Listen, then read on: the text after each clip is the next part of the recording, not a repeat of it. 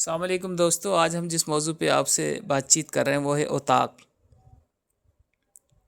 اوطاق سندھ جی سماجی ثقافتی سञाणप माना اوطاق سندھ کی سماجی و ثقافتی شناخت ہے۔ سندھ کی دھرتی ہمیشہ سے مہمان نواز، محبت، بھائی چارے، علم اور گفتگو کی سرزمین رہی ہے۔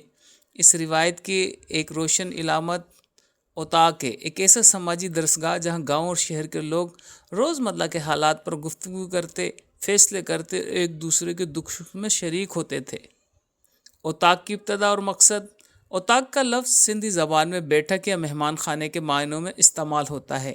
ماضی میں ہر گاؤں، دیہات یا قبیلے میں ایک اوطاق ہوا کرتی تھی۔ یہ جگہ عام طور پر گاؤں کے مرکز یا کسی معزز شخص کے گھر کے قریب ہوتی تھی تاکہ سب کو آسانی سے اس تک رسائی حاصل ہو سکے۔ اوطاق صرف آرام یا بیٹھنے کی جگہ نہیں تھی، بلکہ یہ سماجی رابطے کا مرکز ہوا کرتی تھی۔ یہاں لوگ دن بھر کی محنت کے بعد شام کے وقت جمع ہوتے، چائے یا لسی کے ساتھ بات چیت کرتے، مسائل کا حل ڈھونڈتے اور مہمانوں کی ضیافت کرتے۔ اوطاق صرف گفت و شنید تک محدود نہیں تھی، بلکہ یہاں ادبی محفلیں ہوتی تھیں۔ لوگ گیت، شاہ عبداللطیف بھٹائی اور سچر سرمست کے کلام کی سماعت عام بات تھی۔ نوجوان بزرگوں سے اخلاق، رواداری اور مہمان نوازی کے سبق سیکھتے تھے۔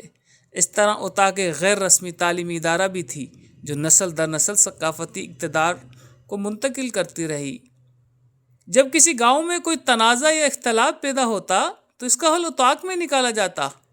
گاؤں کے معتبر بزرگ جمع ہو کر فریقین کو سنتے اور انصاف پر مبنی فیصلہ کرتے۔ یہ ایک طرح کی مقامی عدالت تھی جو امن اور بھائی چارے کو فروغ دیتی تھی۔ وقت کے ساتھ تبدیلی۔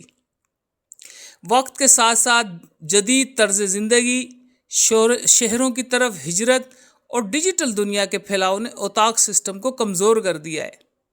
اب وہ محفلیں، وہ گفتگو، وہ بیٹھکیں جو کسی سندھ کی روح ہوا کرتی تھی، وہ آہستہ آہستہ کم ہو گئی، مان پڑ گئیں۔ مگر دیہی علاقوں میں آج بھی کہیں کہیں اوطاق کا تصور زندہ ہے،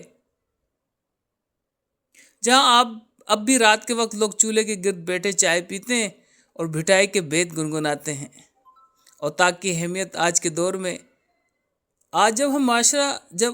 جب ہم معاشرہ تیزی سے جو انفرادی طرز زندگی کی طرف بڑھ رہا ہے، اوطاق جیسی رعایت ہمیں اجتماعی ہم آہنگی، برداشت اور ایک دوسرے سے جڑے رہنے کا سبق دیتی ہے۔ اگر ہم اس روایت کو جدید انداز میں زندہ کریں، مثلا کمیونٹی سینٹرز یا کلچر اوطاقوں کی صورت میں، تو اس سندھ کی ثقافت کو نئی جان بخش سکتی ہے۔ اوطاق صرف ایک عمارت نہیں بلکہ سندھ کی روح ہے۔ یہ ماضی کی اس روشن یاد کا نام ہے جہاں محبت، ادب، انصاف اور بھائی چارہ پروان چڑھتا تھا۔